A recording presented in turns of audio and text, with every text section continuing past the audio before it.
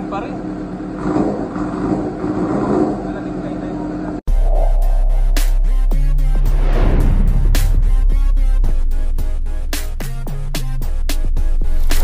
What's up guys?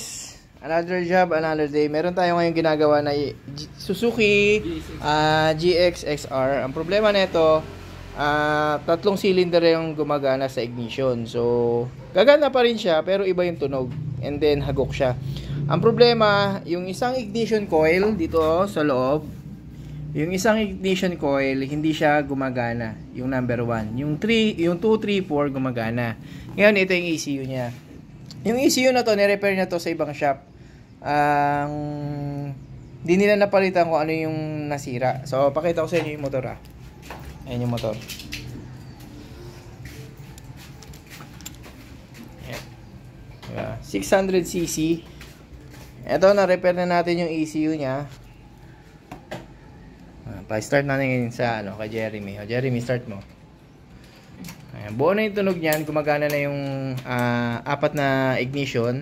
And then yung wala na din siyang hagok or yung palyado. Ayan. Start na natin yung yung 600cc. Ayan, start mo.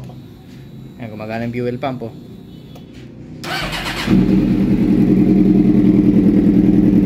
Ayan na yung pinakatunog niya.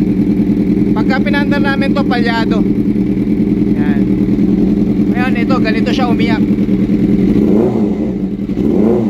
Yan. Ito nyo iyak. So, nagagalit na siya kapag nire-rev mo. Yan. Suzuki 600cc sports bike.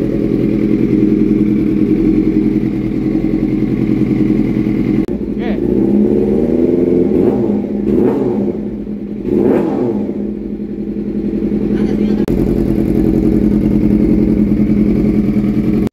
Dagdag kaalaman, paano mag-check ng ignition coil at spark plug? Guys, ang video na to ay para lang malaman nyo kung paano mag-test ng ignition coil. Mas makakabuti kung tatawag kayo ng expert na mekaniko para maiwasan na rin yung pagkasira ng ibang mga parts. Isa-isahin yung i-check yung ignition coil. Hugutin nyo yung ignition 1.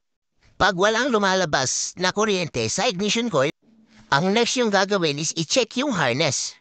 Pag walang putol ang harness, pwede nyo na ngayon i-check yung ECU. Dahil lang gagaling sa ECU, yung bato ng kuryente na galing sa stator.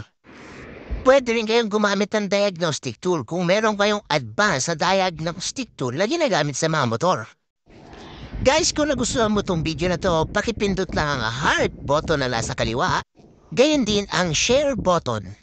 Huwag din kalimutan i-like ang aming Facebook page sa GP Motors PH. Maraming salamat!